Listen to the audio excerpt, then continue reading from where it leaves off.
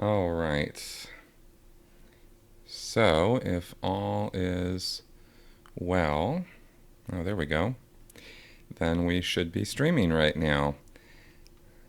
And let's see here if I can see what's what real fast. Okay, can I be heard? Hello. You guys hear me? I just make sure that we've got sound.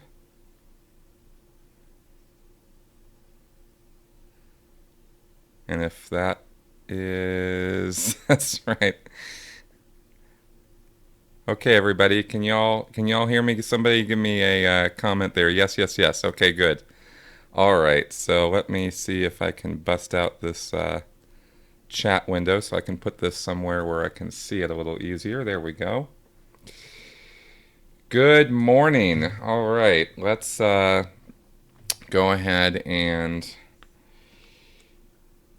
say hey.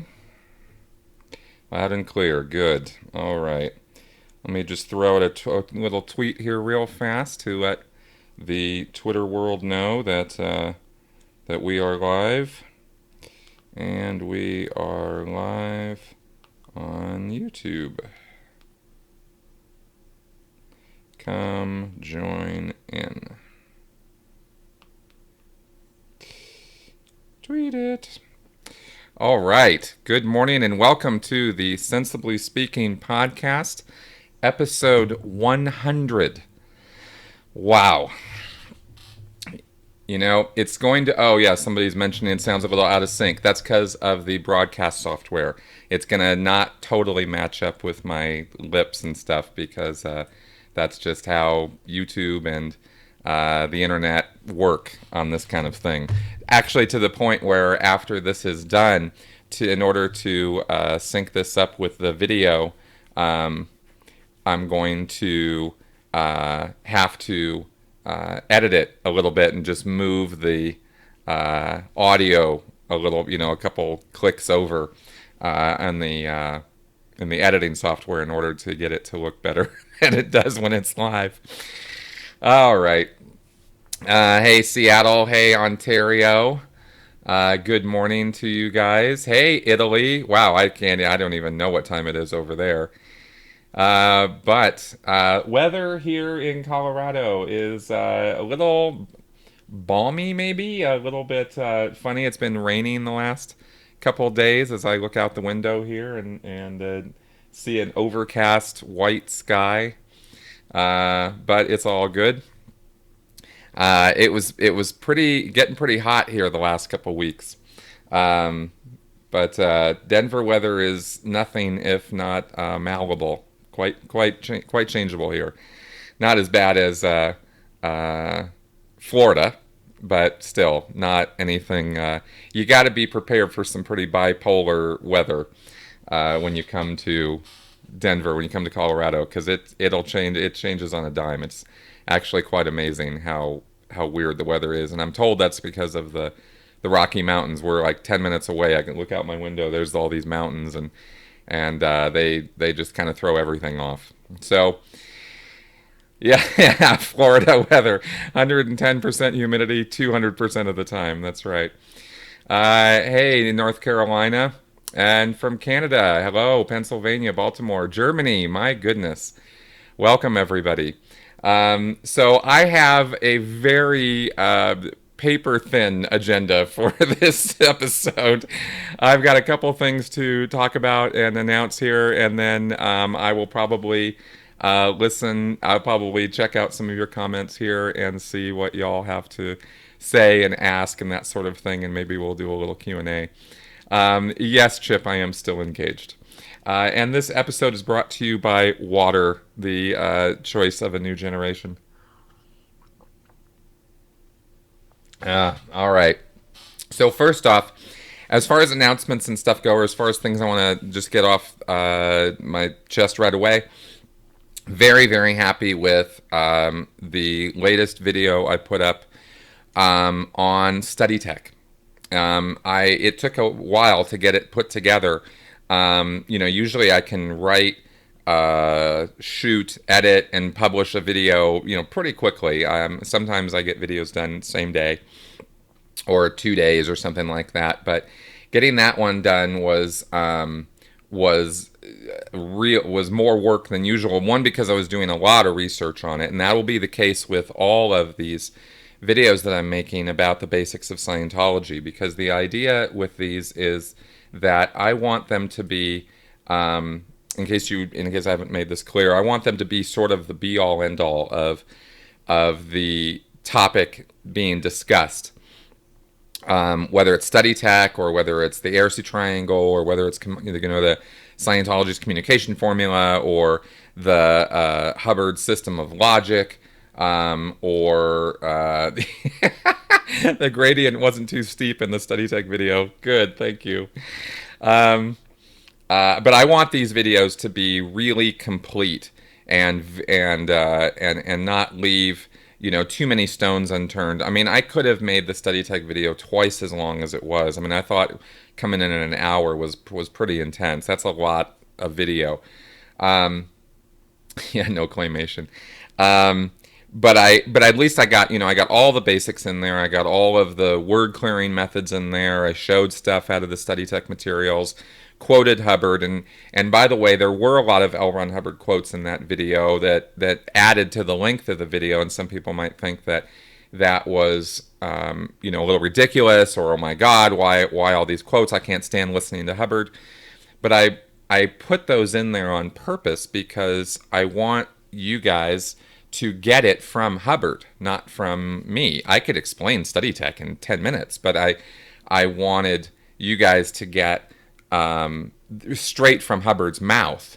This is how he talks to people, his followers, and this is what he says, and this is how he says it.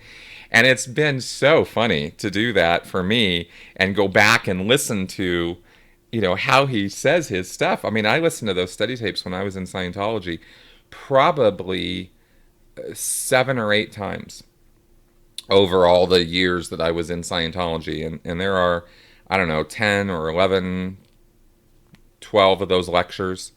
And I listened to them over and over again, right, over the years. I did 3 different supervisor courses, professional course supervisor courses, over the years that I was in. In fact, that was when I first joined staff at Santa Barbara, and I was going to be, a staff member. I was recruited on the basis that I was going to be one of the best course supervisors in the world, because there was a special course supervisor training program that was being delivered down at Big Blue, down at ASHO, the American St. Hill Organization. International management had fired off a mission, a Sea Org mission, to train, the best of the best in Los Angeles, and that status appealed to me. Definitely, as a 17-year-old, like impressionable, oh, you're going to be the best of the best. I was like, ooh, wow, really? It's like the Top Gun of supervisor training, and that was what I was going to go down to LA and train on, and I did. But I did not finish the training. I didn't make it because I was new on staff, and I was 17 and kind of dorky and stupid, and I didn't really get how Scientology worked as an organization at the time. And so I went down there for, 4 or 5 months and kind of bombed out. Got through some courses, but didn't finish the whole thing, and got sent back to Santa Barbara. Anyway, then a year later, went back to LA after getting some staff experience. And then that time I spent 4 months down there again, and I kicked ass and totally got through the whole program very quickly and became a professional course supervisor. And then I went back to Santa Barbara and supervised courses for years. And that's sort of my study tech training, started right at the get-go as a staff member. So I don't think I've ever talked about that before, but that was basically how I got onto staff and started up as a staff member. And so study tech was my life. I mean, that was what I was doing all the time. And then later, when I joined the Sea Organization, and after the Golden Age of Tech had come out and Miscavige had gone through and revised everything and was changing everything as to how the training was done, I did another pro supervisor course, and during that time I also did word clearer training. So this was wow. Hi, South Africa. Hey there. Um, so I, was very, very involved in that stuff, and so I was looking forward to doing that video. But that level of, I guess my point with all of this is that, um, I want to do that level of detail that I did with the Study Tech video with all of the Scientology basics videos in this series that I'm doing, so that if you have no idea what Scientology's methods and techniques and technology are, then you can watch, those videos, or watch, any one of those videos on the various topics I'll be doing, and get the whole story basically on what that point of tech is, what Hubbard said about it or wrote about it, and then a critical analysis of it, why it doesn't work, and where hey Brighton, England, hey John, and where there is evidence of plagiarism, or where he took it from earlier sources or was inspired by other people or some such stuff. I want to lay all that out too, right? Because it's becoming clearer as I am looking into some of this stuff that Hubbard was. It's becoming more and more clear to me what an unoriginal thinker Hubbard was. And as Ava Berner said in that in the Study Tech video, how Hubbard was, his skill was marketing. His skill was taking other people's things and putting new labels on it and new names on it, and presenting it as though it was the be all end all of existence. He was really good at doing that, and getting people to believe that he was something special. I don't know how these gurus do it, really. It's quite something, but there's a lot to know about that. There's a lot more that Alan Walters, who was an ex Scientologist he got out, I think, in the 70s or 80s, but he laid out, all kinds of stuff that Hubbard had plagiarized from other people at St. Hill, and tracking down Ava and confirming that with her and getting that whole story from her really nailed, for me, certain that plagiarism aspect. I mean, we knew that Hubbard had studied, or looked into Freud and Jung and psychology and the regressive therapy, the regression therapy that is Dianetics was clearly taken from other sources. We knew that Hubbard had been heavily inspired by, we will kindly say, Aleister Crowley's work, the book of, when I got my hands on Crowley's very small, I mean almost pamphlet-sized book, the Book of Law, I couldn't believe it when I was looking through it at how blatant Hubbard had taken stuff from Crowley. Axioms. I mean, Hubbard has axioms of Dianetics and Scientology. Well, that's, if I'm remembering right, that's what Crowley had in his Book of Law, and then all these principles and things that Crowley laid out. Hubbard tried to emulate that when he was in the early days of Dianetics and Scientology. So yeah, as Shelley just mentioned here in the comments, it's like untying a huge knot. That's exactly right.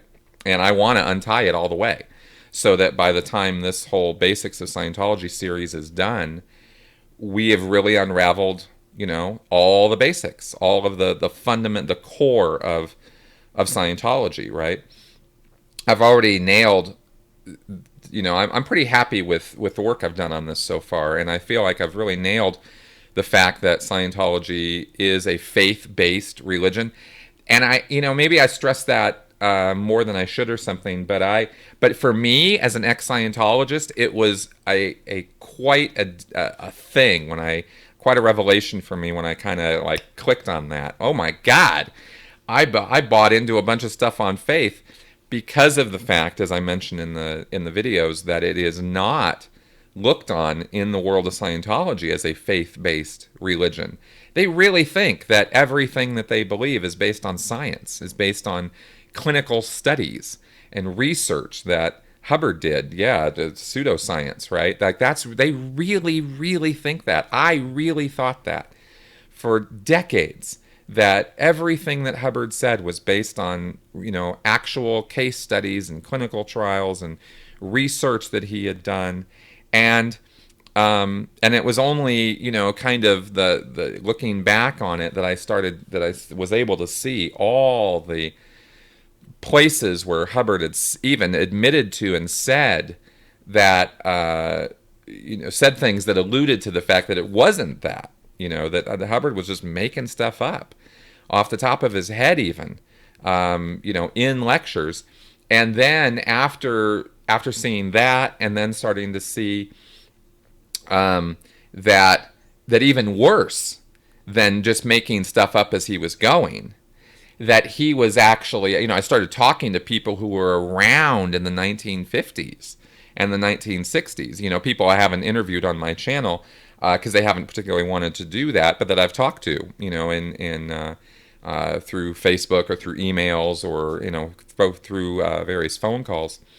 And you start getting this, they start telling you about, how things were in the 50s and the 60s, how loosey-goosey they were, how kind of, off the cuff things were, and how many people were trying to put, or were trying to contribute to the motion, and were giving Hubbard ideas, and how he took them and then made it sound like he was the one who came up with them. It's one thing if you're going to be intellectually honest and you're going to create a subject like Scientology, where you're going to credit other people, and very, very rarely did Hubbard credit other people. There were a couple places where he did it.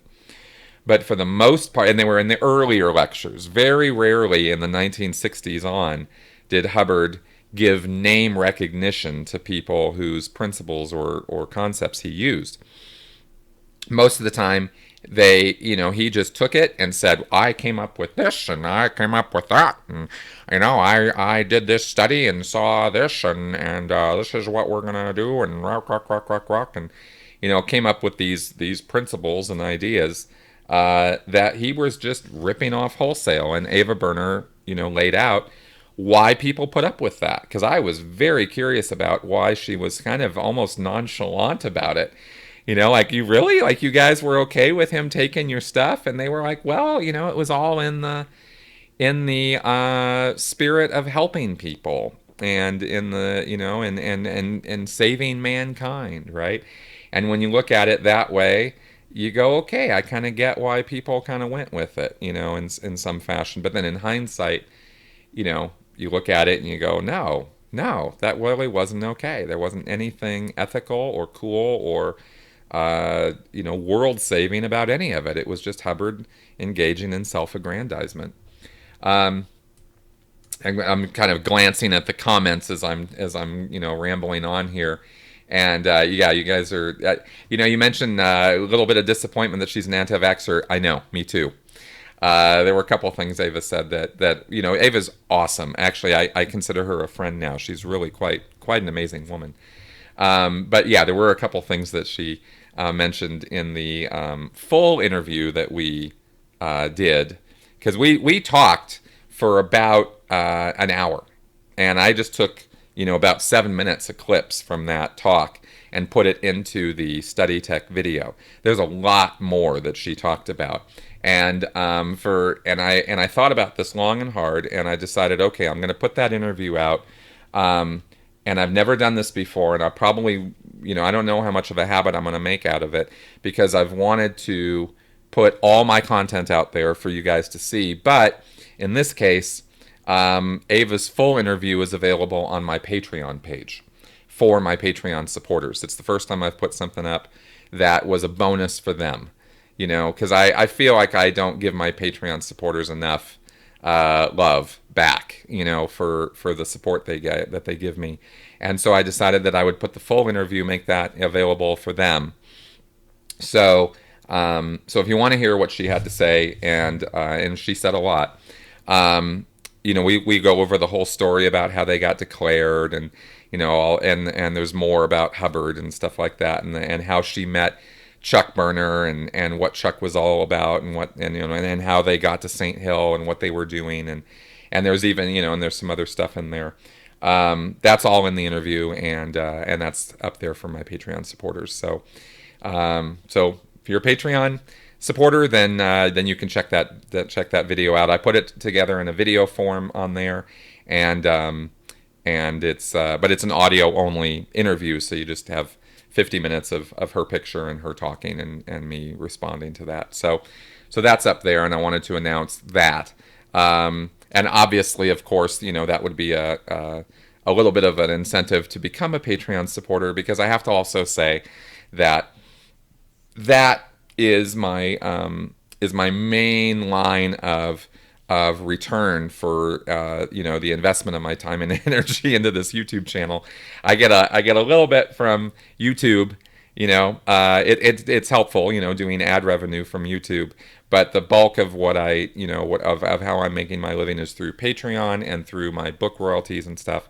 And it really, really helps when you guys join up on Patreon, even if it's just for a little bit of financial support, $1, $2, whatever. It really helps, because it's been slowly building up, and that is what gives me the time and resources to keep a roof over my head, to buy lights and microphones and cameras, and do the work that I do here. So just wanted to put that little plug in there.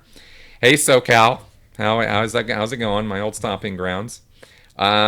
Question here from Monty Ollie. Does your fiance have any history with cults? Is she new to all this? No, she is not. No history with cults. She does not have any, no, not even religion. She was kind of raised atheist, really. So no, she's kind of new to all this. But she's read my book, and we've talked for hours about, my past and experience and all that. And she really is a wonderful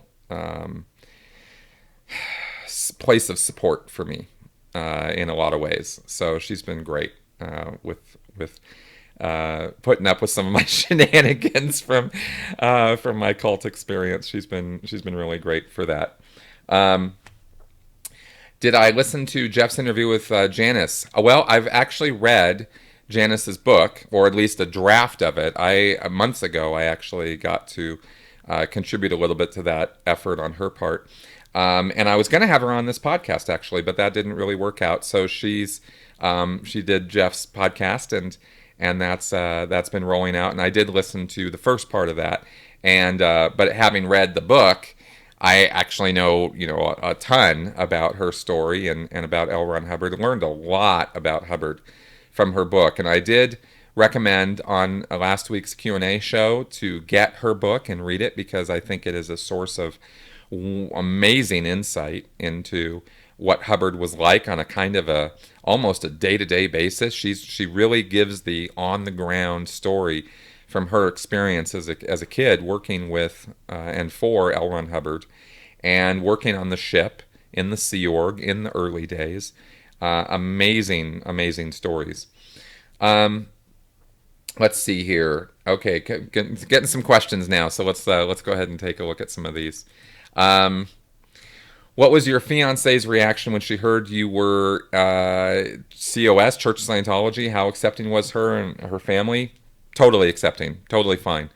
In the atheist world, in the community of skepticism and atheism and agnosticism and humanism and all these isms, in the world of non-belief, I guess I should say, you have a community of people, many of whom have come out of a religious family or religious situation of some kind, many times not a pleasant one. which is what, kind of makes people get out of those religious situations, whether it's, Catholicism or Islam or Buddhism or whatever it is that they were involved in that was just a little bit too much for them. They leave that and they end up in the skeptic community and the non-believing community. And so there's a lot of people with a lot of stories amongst my friends at the Secular Hub and other such groups. And there's a lot of interesting information to be learned from them that parallels a lot of my experiences. And so you find a lot of acceptance in that community. What I have been railing against recently on my podcast here, and less so on my YouTube channel, on the YouTube videos, but more so on my podcast, where I get a chance to kind of talk more in a free form format with guests, is railing against maybe some of the intolerance or some of the ridicule that religion gets, or religious believers get, because I want to draw a line there. I'll ridicule religion all day long, but I don't really think that we should be ridiculing religious believers, especially people who are freshly coming out of that a belief system and experiencing the loss of it and readjusting to life without a faith-based worldview. Sometimes people can get a little bit of a harsh reception, not because people in the atheist world are trying to be mean or are trying to be cruel or are trying to not be tolerant.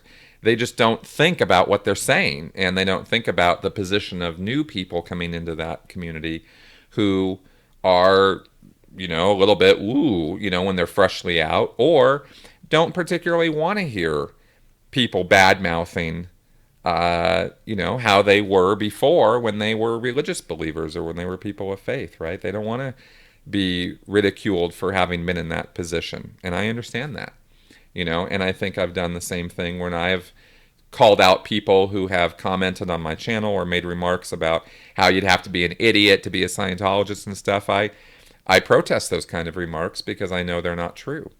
And because, while I'll say I was an idiot on one side and down the other, I will not, say that all Scientologists are idiots, or that you'd have to be an idiot in order to be a Scientologist, because Scientologists are not idiots. Hey, Ludwig Whitman sent me £5. Thank you. Thank you very much. That's the first time I've had a super chat comment. That in YouTube, there's a feature where you can do what's called a super chat, where you can contribute money during the chat. And I didn't expect that. Thank you very much for that. I really appreciate it. Thanks a lot. Hey, Finland. Good to see you on board here. All right, let's see what else we got here. I've had this question a couple times. Let's take it up. JWT242. Did you ever listen to the Congresses? Jason Begay said they were the reason that he was able to realize it was all a big scam. That's interesting. The Congresses are a lot. There's a lot of Congresses. There's like 20 of them or something. I don't know exact number, but there are a lot. The Congresses were a series of lectures Hubbard gave mainly through the 1950s and into the early 1960s. That were for general public consumption as well as for Scientologists, and they would usually be given over a weekend at a hotel, sometimes 3 days, and Hubbard would come into town, do the Congress, and then fly out. And Scientologists could come. Scientologists could bring their non-Scientology friends, and there was a way for them to see L. Ron Hubbard talk live. And often there were practical exercises and drilling and little workshops and stuff that would also be held in between the lectures. So I don't know which Congresses Jason Begay was referring to that caused him to realize it was all a scam, because there were so many of them. I mean, there were Congresses that went from the very first one, the anatomy, what was that one? I forgot the title of it, but it had to do with the anatomy of the spirit of man or something like that. And that was a long Congress. There were a lot of lectures in that one. I think that one went on for like a week or something in I don't know, 53, 54, something like that. That Congress was given, all the way through to the State of Man Congress in 1960, which was a pivotal Congress for Scientology overall, because it was all about overts and withholds and how you had to confess your sins in order to be a good person and take responsibility for your life. So that State of Man Congress is used all the time in Scientology to get people to, cough up the goods on what they've been up to of unsavory or salacious nature. That's the lecture series that is probably more listened to in the world of Scientology than any other lecture series, I would say. At least it's used a lot by the ethics guys, which is why it gets listened to a lot, and why Scientologists are in such a fervor to cough up all their overts. I think he said he'd listen to them on cassette while walking his dog. Yes, people do that a lot. Scientologists will listen to Hubbard's lectures on CD or earlier on cassettes while they're out doing various things. I guess kind of in the same way that people listen to podcasts now. They're studying Scientology in the classroom, where you got your dictionaries and your demo kits and you're sitting there studying away. And then there is, just listening to him while driving to work or while driving around. Scientologists would often talk about how wonderful it was to do that. Start their day with Hubbard, this kind of thing. The church even tried to get a little thing going for a while to get people doing this, to promote listening to Hubbard's lectures all the time, all day, every day. The clearing thing. Jason said he said that because Hubbard would say that they fixed clear at the beginning of every Congress, yes, thus they were selling a wrong or false clear before, which mimicked his experience. Yes, that is definitely true. And it was, let's see, I'm trying to think of how I used to think about that sort of thing.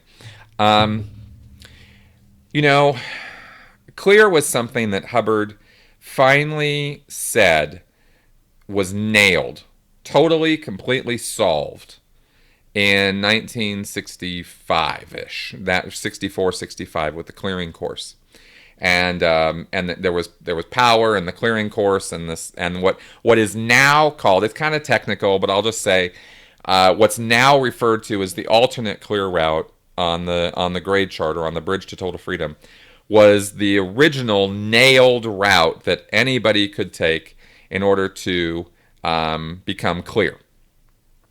And this was all developed in the mid-1960s at St. Hill. And up until then, so this was 15 years of fluffing around, goofing off, researching how to get to clear.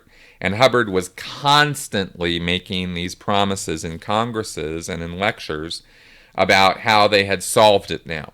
And then, you get to the next Congress or the next series of lectures, and here he is talking about it again. And we've got this new method where it's, it was games, and then it was responsibility, and then it was control, and then it was this and that. All these various things, these topics or subjects that Hubbard would take on and say were the key to creating clears. Okay? He starts with Dianetics in 1950, and then he, finds that people are not going clear. And so then he comes up with new, faster Dianetics techniques, and that's Science of Survival in 1951. And then that's not making everybody clear. And then Dianetics goes bankrupt, and then he starts Scientology, and then it's all about exteriorization.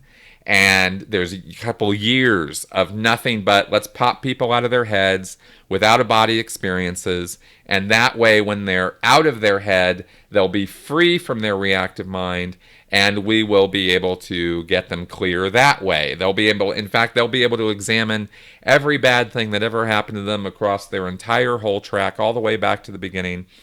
And that will make them not only clear, but it will make them OT, or operating Thetan. And that's when he started talking about that. Well, that didn't really work out so good. And not everybody would pop out of their head, and not everybody would have these wonderful spiritual experiences. And Kuwait? Are you kidding me? Somebody is actually watching from Kuwait? Wow. Hi, Backpacker 79R. That's, wow. That is, I never expected to be talking to somebody in Kuwait. All right. Anyway, then throughout the rest of the 1950s, Hubbard had all kinds of little gimmicks and things he was trying to do to get people to universally realize that they were clear. And it just wasn't going. Past lives and out-of-body experiences and focusing on life as a game, focusing on responsibility, focusing on control, focusing on all these various things. None of it did it. And then finally, in the mid-60s, he came up on something where it became, all these things you had to go through to get to clear. And it looked like it was finally, working for everybody, in that when you would do this series of steps, Hubbard just said, okay, well, you're clear now. And everybody went, okay, good, I'm clear now. And now we've got clear wrapped up. And now we're going to move on to OT. And that's when he started developing the OT levels. And that's kind of the basic summary of those 15 years. And so Jason Begay, listening to all these lectures and realizing that Hubbard had been, screwing around for 15 years with, dragging, people along with him to achieve clear, he went, this isn't everything I thought it was. This isn't quite the smooth, efficient, glittering model of efficiency that Scientology presents to me that it was. And he's absolutely right. And it's in those early years and through those congresses and lecture series that you see that Hubbard spent, a decade or more screwing around, trying to figure things out, trying to figure out the best way to lay out the con, so to speak, lay out this bridge to total freedom in such a way that anybody who walks in would buy it. Right? It wasn't all figured out at day one, not by a long shot. And I think that's what Jason Begay is referring to in your question there, and that's my long answer to that question, and also fully agreeing with him that you do see that if you are looking at and listening to the lectures with a slightly critical eye, rather than the enraptured, oh my God, Hubbard is so wonderful and every lecture is an epiphany and I just can't believe what a genius he is. If you can kind of get out of that euphoric mindset and listen to what Hubbard's actually doing and saying, you get a little bit of a different picture of the story. Hey, Iceland, good to see you here. All right, can you explain what the L levels are? Jason Begay mentioned that they were a story in itself, and what really fucked him up. I will probably end up doing a separate video on the L's. One of the reasons that I have hesitated to do so is because the L's there are 3 L's, L 10, 11, and 12. They are extensive rundowns that you get at flag only. And the reason I've been a bit about doing anything on it is because there is nothing from the church that has come out that I've been able to find as to what the L's actually consist of. There are written bulletins put together, or there are compilations of information put together that, as far as I know, are what people who were trained in the L's can recall of what's on the L's. But that's not exactly the same thing as the actual issues coming out of the church. Now, I've looked at, the WikiLeaks downloads, and that's what I'm talking about, is those downloads, that information is put together from people's recollections more so than it's actually issues coming out of the church. Now, I'm happy to get any links from anybody who wants to send me, if you have actual issues from the church on the L's, or information that is, concrete from there. I'm happy to look at that because, and the reason I say I'm a little hesitant about that whole thing is because I didn't do the L's. I never read any of the confidential issues on the L's. When I was in Scientology, I was not, not at Flag, not involved in that part of Scientology's world. And, L stands for list. L is for list, sorry. L10, L11, and L12. These were lists of questions or commands that Hubbard put together in the early 1970s on the Apollo. They were originally intended for executives who were training on the ship under Hubbard in order to be executives of Scientology organizations, and they were meant to be Thetan boosters, spiritual boosters. They would superpower, or not superpower. That's superpower later. Sorry, but they would supercharge a Thetan. They would reach in and sort of decore, take it, kind of get the core out of the nasty, vicious evilness that lies at the core of a Thetan, right? This is kind of the idea you get from the promo. And is the baby smashing routine a part of the L's? I've never heard of that. I'm not sure what you were referring to by the baby smashing routine. Anyway, don't want to get ahead of myself. Oh yeah, superpower. Oh my God, you guys. Little tiny questions, huge answers. Okay, so anyway, just let me finish with the L's first. So they were these lists that were put together, and they go in a different sequence. Even I think it's L11, then you do L10, and then you do L12 or something is like the ideal sequence of doing them in. They cost more than any other processing in Scientology per hour. If you go to Flag and in Clearwater, which is the only place you can get the L's ever, there's no other place. You go to Flag, you have to pay something like $12,000 for every 12 and a half hour block of auditing, or what's called an intensive in Scientology. It's something like $12 or $13 or $14,000 per intensive to be audited by a Class 12 auditor, the highest level training you can get as an auditor in Scientology is what you need to have. That's the auditor you have to have to get this auditing. It's supposed to be the smoothest, most amazing, most wonderful auditing ever. Yeah, okay. And, I won't even go on and on and on about this, but that is, that's the L's basically, right? And I haven't done a whole video about it because, like I said, I want to get the goods on it before I talk about it more than what I've said here. Everything I've just told you about is pretty much everything that I know for a fact about the L's, right? So I could do a video about it, but I need, some more substantial information on it first. And yes, it would be amazing if Jason Begay would appear in my podcast and talk about the L's. And maybe, it hadn't even occurred to me. You don't get what you don't get the clothes you don't ask for, right? I think I'll reach out to him and see if I can contact him and see if he'd be willing to do that. That would be amazing.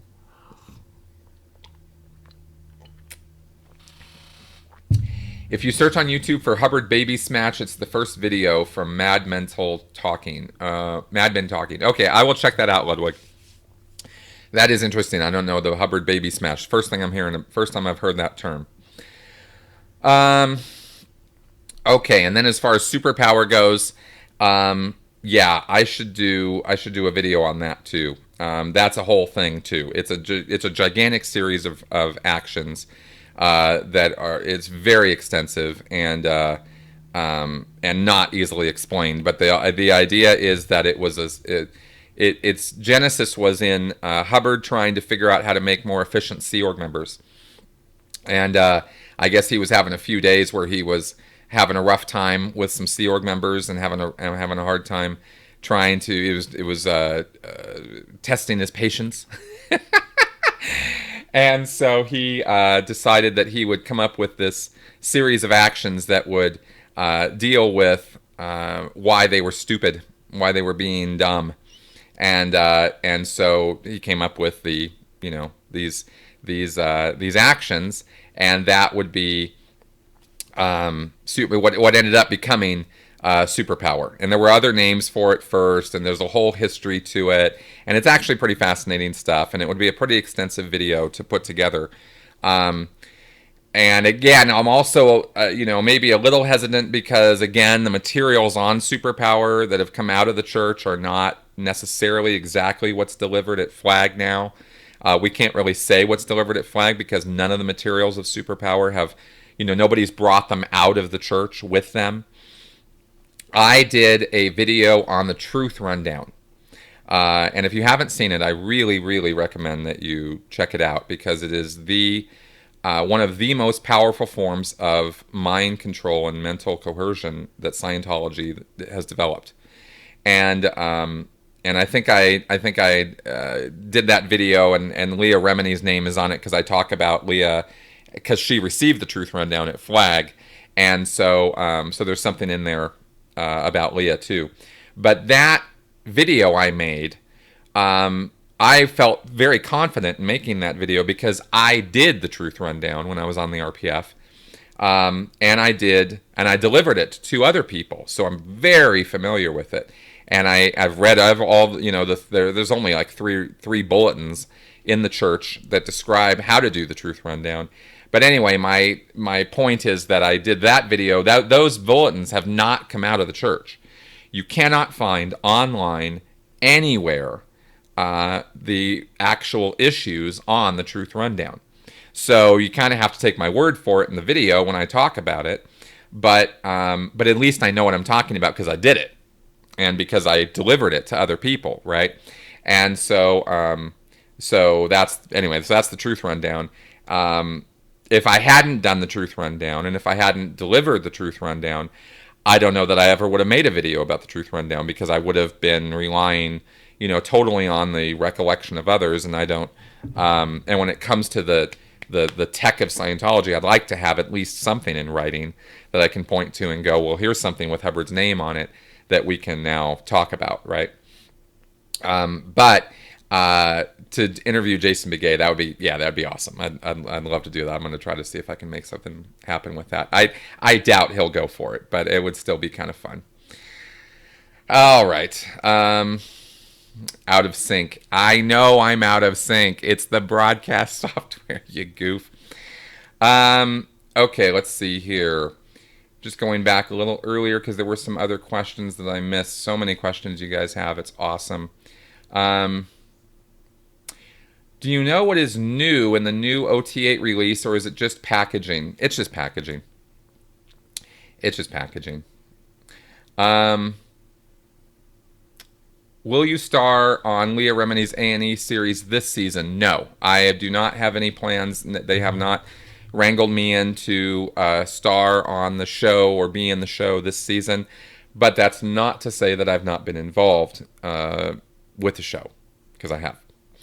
And this season is going to be amazing, okay? Like, you thought season 1 was good?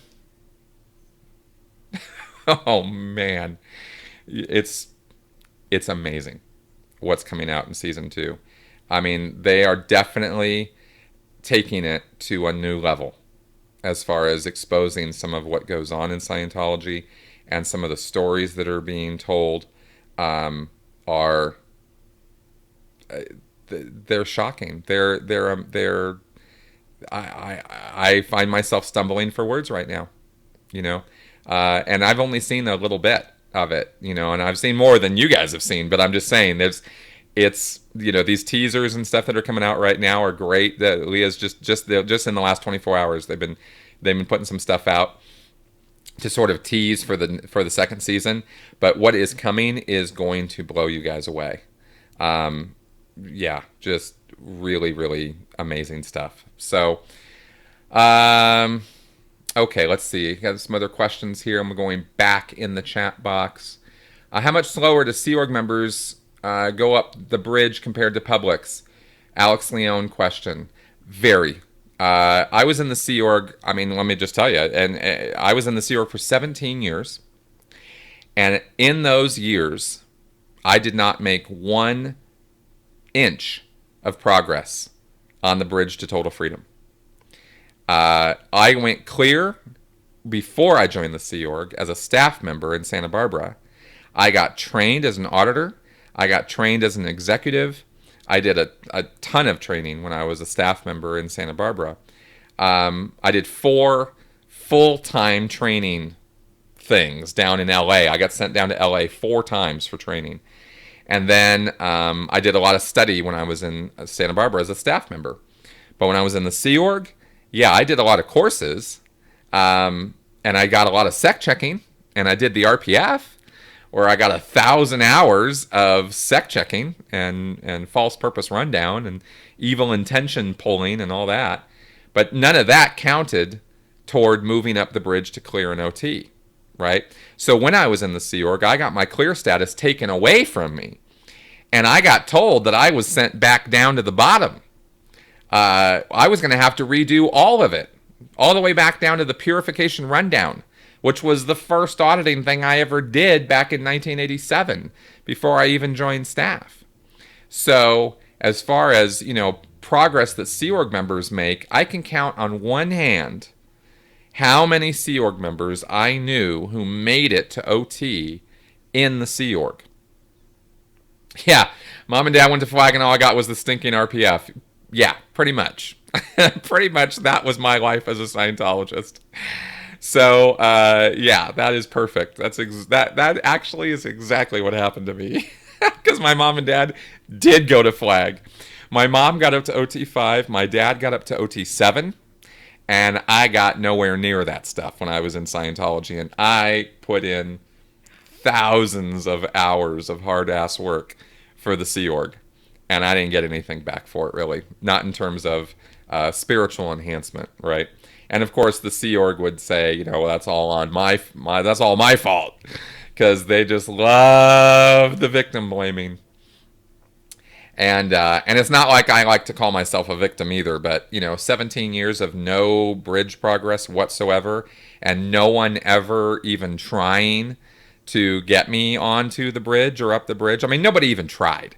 There wasn't even like a surface level attempt to get me on the bridge, right? In all those years. And it's not because I was it wasn't because I was a non-producer. It wasn't because I didn't work hard. It wasn't because my stats weren't up. The statistics game. I did well on every post I ever held. So give me a break, right? Did I ever discuss the OT details with my parents after I left? Yes, I did. After I learned all about the OT levels, I absolutely talked to them about it, and I was very open about it, and they were very open back to me about it. And I never, challenged them on it or tried to get in their face about it or anything like that. We just had good, open discussions about it, and that continues to this day. On my freeloader bill, was I charged for the hours of RPF sec checking? No, I was not. The RPF is a program that you do where you are getting yourself and somebody else through it on what's called a co-audit basis, where you audit them, they audit you. Neither one of you really know what you're doing except for the training that you get on the RPF. Most people who come into the RPF are not already trained auditors. That's not a requirement to do the RPF because you learn how to do it there on the RPF. The motto of the RPF, I think, or one of the things they say on the RPF is what we make it, the RPF is where we make it. And so they don't charge you for that because you're not receiving any professional level services. No Sea Org member or trained person is going out of their way to deal with you. You're getting yourself through it by the skin of your, chinny chin chin. So that's basically how that goes, right? Let's see here. What does it feel like having KRs written up on you? Did you get pissed at the person who wrote it or accept it as part of life? No, I always got pissed. I hated having KRs written on me. It jacked me up one side and down the other because I often felt like I was sitting there working my ass off, which I was, and then I'm getting this for that, right? This is what I get, right? I'm already making no money. I'm already not getting up the bridge, and now I'm getting KR'd for trying to, make things go right. Because that was the big motto in the Sea Org, right? Where I deserved a KR, which did happen, where I did things that really were, rule-breaking things that were not cool. I swallowed it. I took it. I took my lumps. And there were plenty of those times, plenty. But so many times, KRs were just, pissed off people's way of getting back at you. And so then I, would react to that. And sometimes I would write a KR back on them. Oh, they're going to KR me. What can I KR them for, right? And then you have these chit wars. That's what they were called, chit wars. Really stupid. I mean, I look back on it now and I just think the whole thing is just a big mindfuck stupidity, is really what it is. So, sure, but that did happen, yeah. Christine Olson, it sounds like you're disappointed. Are you? What, with not going up the bridge? No, I'm not disappointed. I'm disappointed that the church treats its staff members the way that it treats them. That's what I'm disappointed by. I'm disappointed by the fact that I put in all those years of work and the church could never be bothered as an entity to care for its staff. If you look at the Bridge to Total Freedom, it's a sham. It's ridiculous. It's kind of stupid. It's, none of it really is amazing, and it doesn't reveal the secrets in the universe to you. But in the context of being a staff member or a Sea Org member, and in the context of that worldview, it's unacceptable that, you're supposed to be given all this stuff for free in exchange for your work, and then they don't even give you that, right? And that's disappointing. So that's what I meant by that, or that might be what you were detecting in my communication on that subject. Does that make sense? I hope that makes sense. I'm not disappointed now that I didn't get the bridge, right? I'm disappointed that there's a group who treats their people so badly. And it's not just Scientology, of course, that does that, but that's the one I have experience with. So that's where that comes from. Yes, chit wars. That is correct. Bridge to insanity, more like it. I agree. That's right. That is what it is. I don't have any. I don't give it any credence now, right? I don't look at it and go, wow, that's such good stuff. Which is, of course, now why I'm doing that series on Scientology basics, because I want to really show how it's not valid and how it's not worthwhile, and how people who get involved in it and come out, so many people come out of Scientology thinking that, well, at least I have the basics of Scientology and that stuff works. And I want to kind of go, no, I really want to free you from that thinking. I really want to un-Hubbardize everybody. And it's, it's not going to work with everybody by any stretch of the imagination. I don't have any idea that it's absolutely positively going to work, that I'm going to reach everyone who's still an independent Scientologist or something like that. But at least the data will be there for them. At least maybe some seeds can get planted if they come around and look at my channel, and at least people who are thinking that, even how do I want to put this? That there's, that the basic principles of Scientology that they will hold on to and cling to for years after coming out of Scientology, I want to at least throw some critical thinking in their direction and hope that they will, at least consider what I have to say and the points that I have to make about it. So, all right, yeah, we're getting all the phrase, the variations on the bridge to total freedom. Dead end street to total bankruptcy. Yep, it is that. Oh gosh, Chip. I'm in the Sea Org and say something stupid about blowing or listening to critics. What is the Gestapo process? Cans, write-up, gangbangs, etc. Well, gangbang sec-checking doesn't really happen these days, at least not anywhere near my vicinity. Maybe it happens up at the int base, but you will be sec-checked. That you can guarantee. You will be definitely going on the cans. You will definitely be put on the meter, and you will definitely be writing up all of your overts and withholds, and you will definitely be sec-checked. If you talk about blowing or you talk about listening to critics, those two things are definitely going to happen to you.